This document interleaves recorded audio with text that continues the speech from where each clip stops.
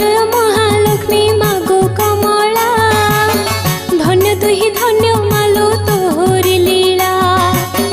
साधवा नारी करती सुदशा व्रत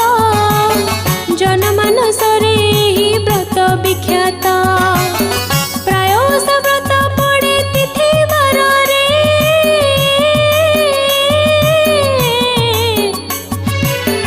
एसा पड़े टिके भिन्न भावरे तिथि बार भिन्न जेउ आशा पड़ई जोग जो व्रत बोली ता नाम हुई सुदशा व्रत भी एक जोग जो व्रत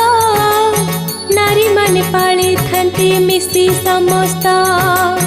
जेउ मास शुक्ल पक्ष दशमी दिन गुरुवार पड़ी गले व्रत जन मार्गशीर मास गुरुवार